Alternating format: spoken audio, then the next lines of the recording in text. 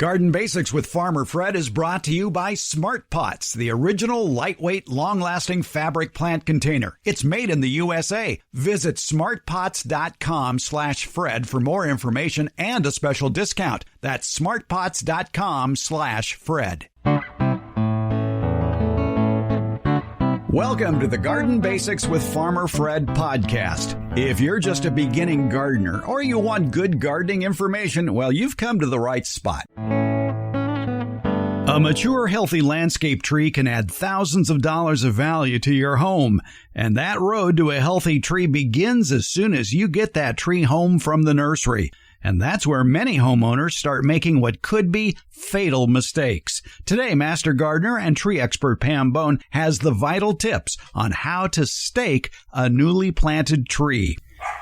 We're podcasting from Barking Dog Studios here in the beautiful Abutilon Jungle in suburban Purgatory. It's the Garden Basics with Farmer Fred podcast, brought to you today by Smart Pots and Dave Wilson Nursery. And we'll do it all in under 30 minutes. Let's go. We like to answer your garden questions here on the Garden Basics podcast. We get an email from Kenneth who says, I would like your advice on the proper way to stake trees when they are young. Attached is a photo of what my gardener did for some young English laurel trees. It seems like the ties are attached much too tightly and there should be freedom for the tree to move. And he pointed out in a follow-up email that those tree stakes weren't the original tree stakes. He sent another picture that showed the tree still tied in several places along the trunk, tied to their original single thin nursery stake. And it took him a year to discover this, a year after planting, and then he had his gardener restake the trees. We're talking with Pam Bone, Sacramento County's original master gardener. She's part of the Sacramento Tree Foundation's Executive Advisory Committee. Pam, where do you want to begin with this one? Okay, well, luckily you sent me a picture of it ahead of time. So actually, the second technique, the second picture where they restaked it, they sort of did it right, but not quite. The big mistake was the first one where they staked it, as he said, to a single nursery stake. You should never stake a tree to a single nursery stake. Well, I think that was the original nursery stake. That was the original. The stake that comes from the nursery, usually they leave it tied to it. Though I've seen many iterations. I've seen people staking the right way with the nursery stake still stuck down the middle. And we'll talk about the right way. So the thing is trees have to move back and forth. We found out through a lot of research that trees produce hormones when they move. And there's a real fancy name for it called thigmomorphogenesis. Ooh. Yeah. You know how when you touch a plant, people talk all the time about touching plants and that it makes them grow better? Well, guess what? It does. We found out that touching a plant makes it grow better because you're causing it to move. Well, with trees, what does a tree get touched by? It gets touched by wind. I suppose you could blow on it, but that's not going to do it. Maybe your house plants, yes. Plants, yes, they do well with touch. So wind is touch. So a tree needs to move back and forth. It strengthens the trunk of the tree and it strengthens the roots beautifully. We get wimpy trees when we leave them lashed to the nursery stake. In fact, the best thing to do, if they could, is just not even grow them with stakes at all. But for a lot of different reasons, wholesale nurseries feel that they need to use stakes oftentimes. So we have to take them off.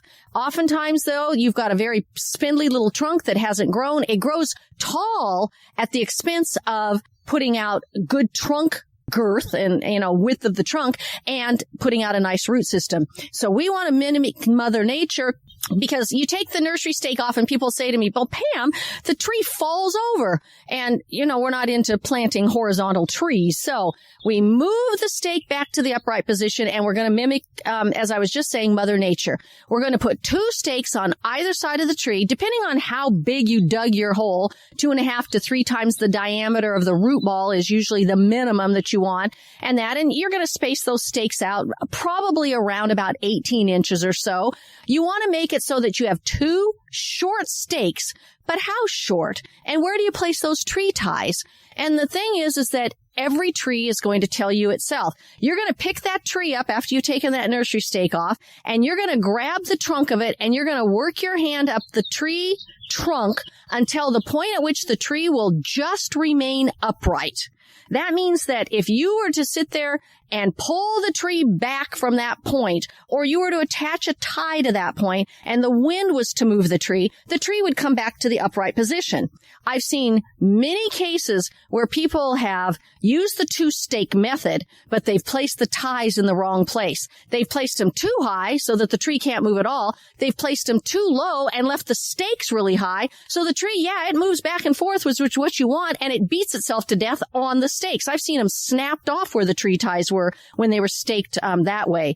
So you then put the ties at the top of the stake at the lowest point at which the tree will remain upright. And you know what that means a lot of times? Those really tall stakes, you may have to cut them. You may have to make it a size that fits your particular tree. So that is the technique, letting the tree move back and forth, keeping the tree ties going from the tree around the tree trunk back to the tree, another one on the other side doing the same thing so that you don't have a little fulcrum point right in the middle where it's going to rub, and using wide ties that you can hopefully not rub and not pulling them too tight. The fellow that wrote the letter was worried. The second technique, what they did, they put the 2 stakes in.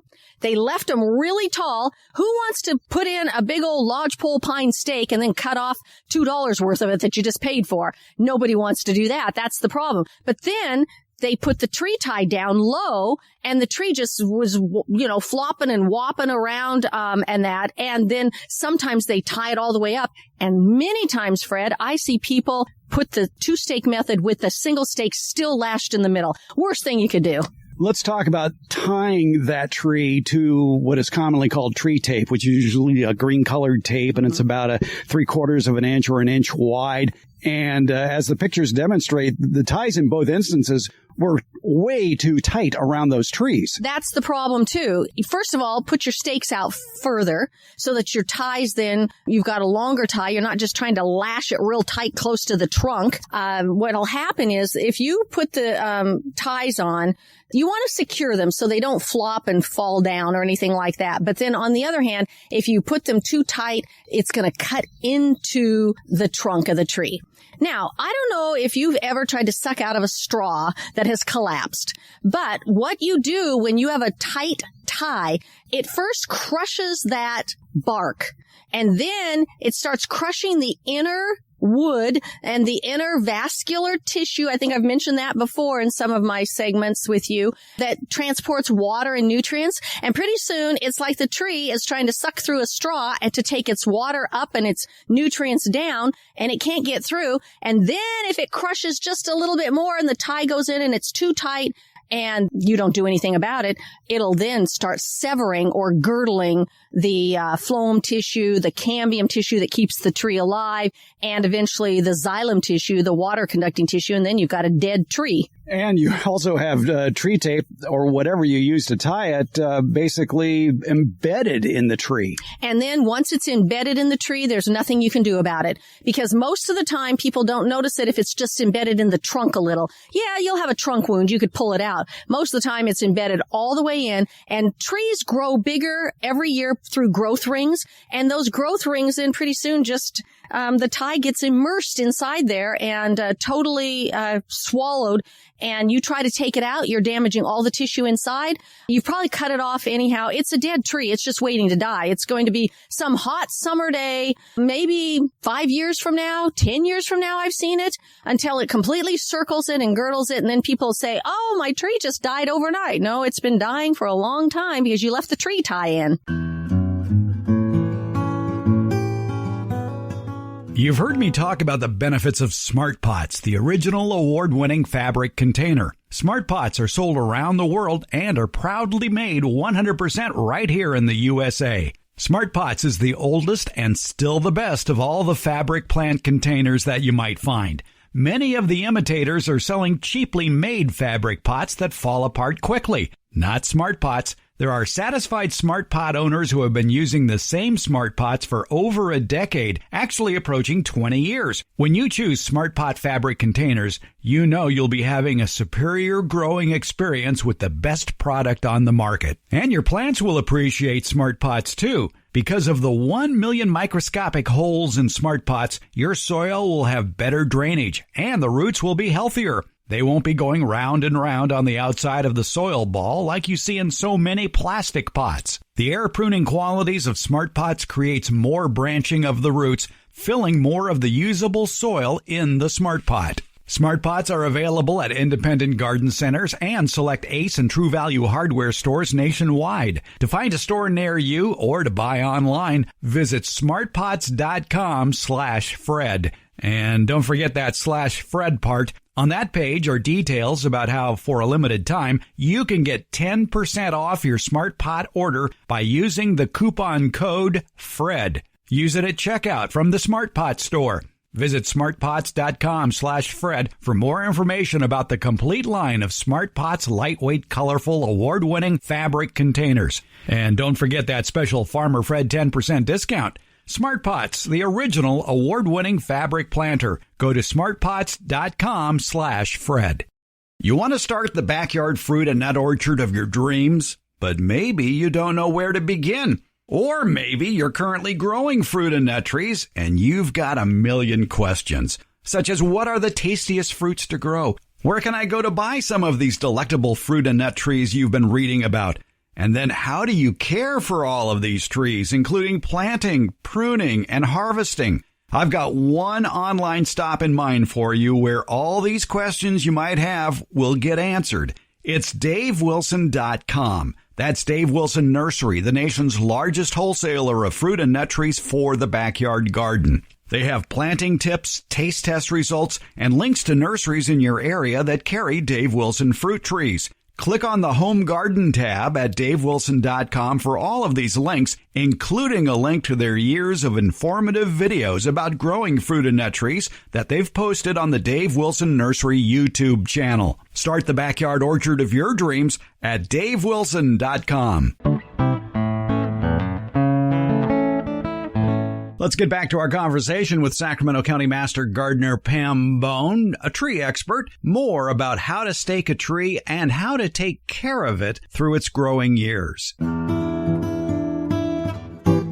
A lot of people make the mistake, too, of putting up swing sets or tying things into the tree and tying them very tightly to the branches. And I've seen this in my neighborhood where if you look closely enough, you can see that band or whatever it is to hold that swing up has now ingratiated itself into that outer layer of the tree. Exactly. And then pretty soon it'll rub.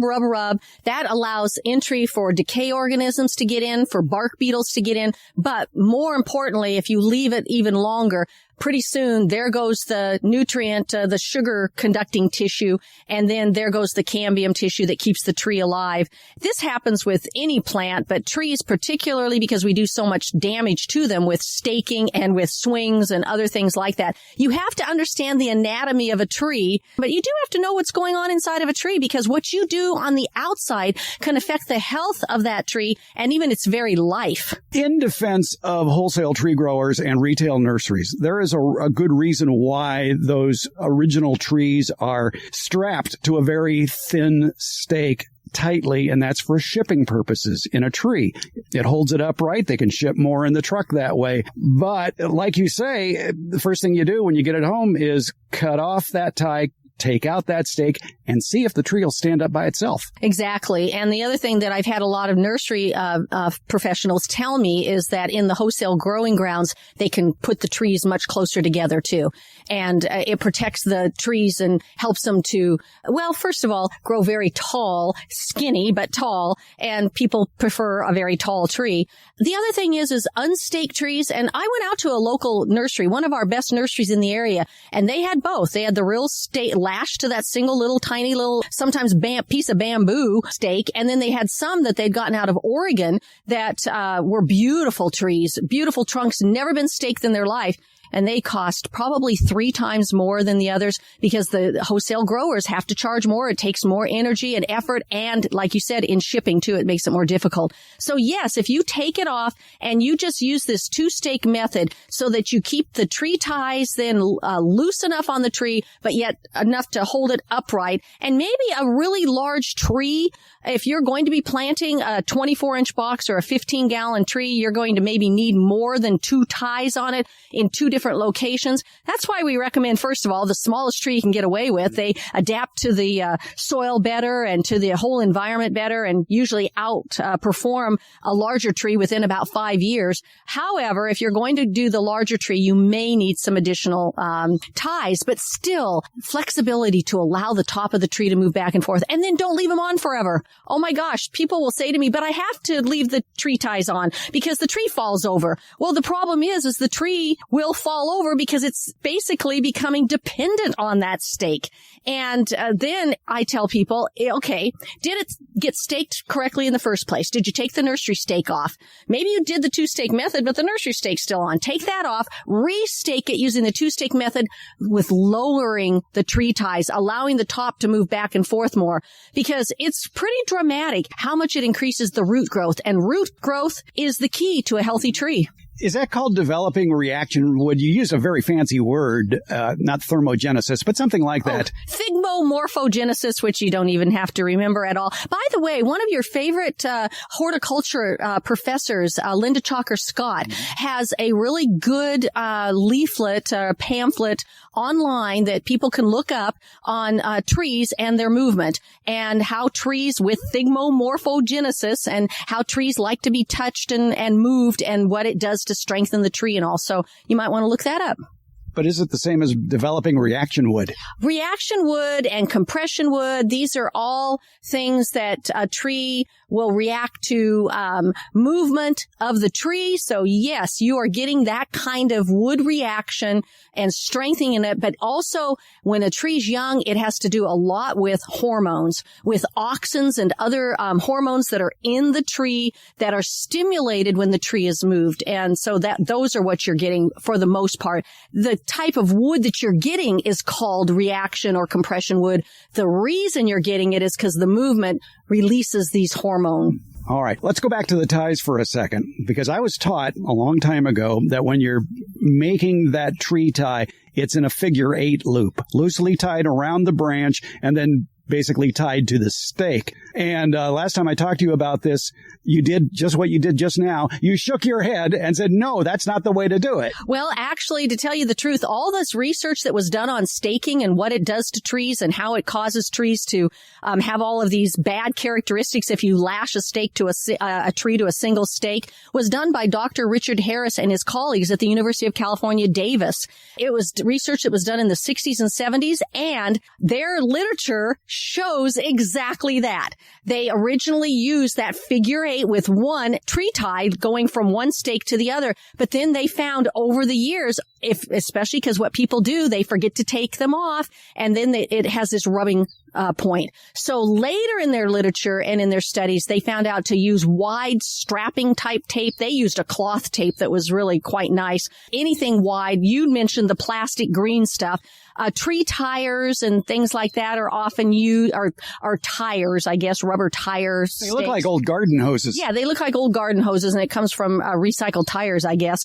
Those kinds of straps are nice and wide as well. Some of them are flat and wide. A lot of the commercial landscapers use the big flat tire material. But then again, those are tied loosely. And they're tied a little bit loosely, but if you tie them too loose, they'll all flop and the tree will flop. So you have to make sure that you've got the right amount of pressure on it without it flopping, but without it cutting into it. And what I suspect with the fellow that sent you the photos is that the tree ties may have been okay to start with, but that was a pretty large tree and it should have been standing on its own by now. And probably they were left on too long. And as the tree expands and grows, the ties get tighter. And so what might have started off well intentioned, then unfortunately, because people don't realize you don't want to keep them on that long. long. Basically, I say 1 year, get it through the winter growing season and whatever. And if it can't stand on its own, find out what you did wrong. Find out if maybe it's too top heavy because the tree was topped in the nursery and has all the growth coming out of the top and you need to thin it back.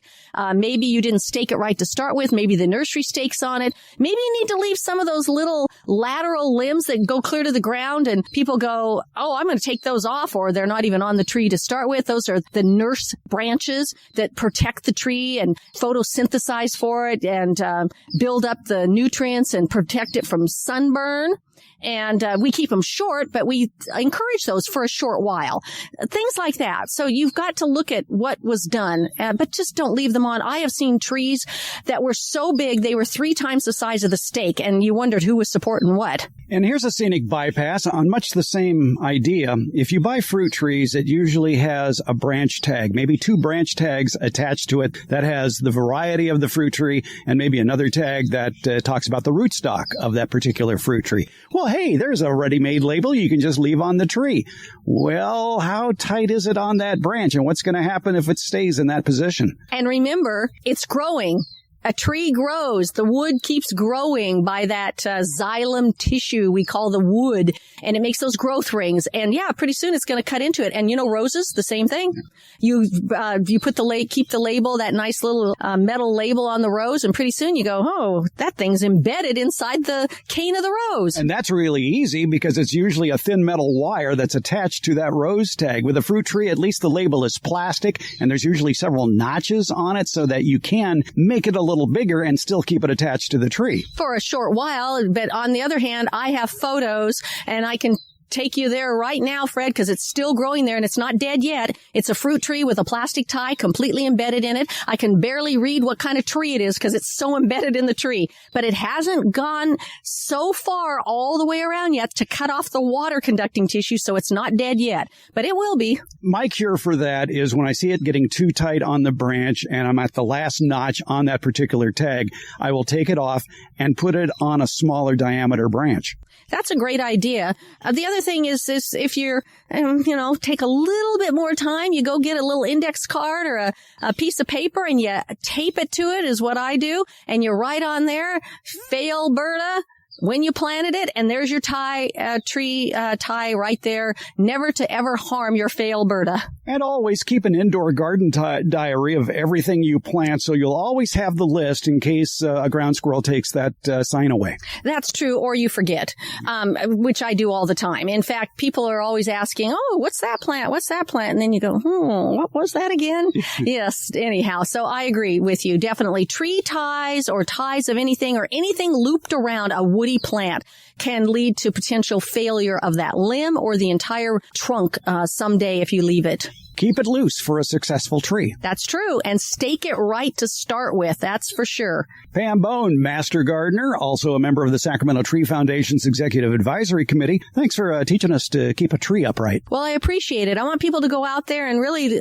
look at their trees. And I think they'll find, maybe I could do a little bit better with my tree. Because remember, tree's going to be around for years. And Pam is going to be at Harvest Day at the Fair Oaks Horticulture Center talking about trees. Harvest Day on Saturday, August 6th. It's a free event in Fair Oaks Park in Sacramento County. We'll have a link to it in today's show notes, and you're going to be talking, what about trees? Selecting landscape trees in a changing climate.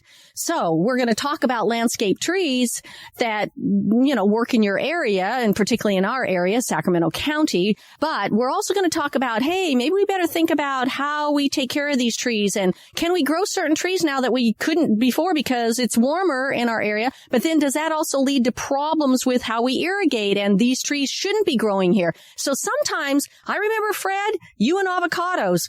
You shouldn't put an avocado here. And now I know you're already changing your tune on that one because we can grow avocados a little bit better than we used to be able to in our area. Maybe you can. Some people can, though, and they do. Redwoods, on the other hand, is a tree that used to do just well here, and we'd water like crazy, but now we seem to get drought after drought, and it's a tree that probably, in fact, most certainly shouldn't be planted anymore. It's why it's called a coast redwood. It's much happier on the coast. Exactly. So we're going to talk about all of that kind of stuff and talk about actually how to select a tree, too, if you're going to go out there, not just for the climate, but just all the considerations so that maybe all these things won't happen to the tree that we talk about in these various podcasts, the bad things that happen because you've selected correctly. Harvest Day put on by the Sacramento County Master Gardeners coming up Saturday, August 6th. And again, we'll have a link to it in today's show notes. Pam, thanks so much. Thank you. In the last episode of the Garden Basics podcast, you might recall Napa County Master Gardener Penny Paul talking about composting, including a composting technique you might not be familiar with, African keyhole gardening. It was developed in Zimbabwe, Africa. The design of the keyhole garden allowed the residents to have thriving gardens using easily available materials without having to use too much water. Perfect for hot, dry environments. We do a deep dive into that topic in today's Beyond the Garden Basics newsletter. We'll continue our chat with Penny Paul about African keyhole gardening in that. It's in the current Beyond the Garden Basics newsletter, out today, Friday, July 29th. Find a link to it in today's show notes or visit our website, gardenbasics.net. That's where you can sign up to have the free Beyond the Garden Basics newsletter delivered to your inbox each Friday. Also at gardenbasics.net, you can listen to any of our previous editions of the podcast, as well as read a transcript of the podcast episode you're listening to now. It's at gardenbasics.net. For current subscribers, look for the Beyond the Garden Basics newsletter in your email today. Take a deeper dive into gardening with the Beyond the Garden Basics newsletter. It's free. Find the link at gardenbasics.net. Garden Basics with Farmer Fred comes out every Tuesday and Friday, and it's brought to you by Smart Pots and Dave Wilson Nursery. Garden Basics, it's available wherever podcasts are handed out. For more information about the podcast, visit our website, gardenbasics.net, and that's where you can find out about the free Garden Basics newsletter, Beyond the Basics. And thank you so much for listening.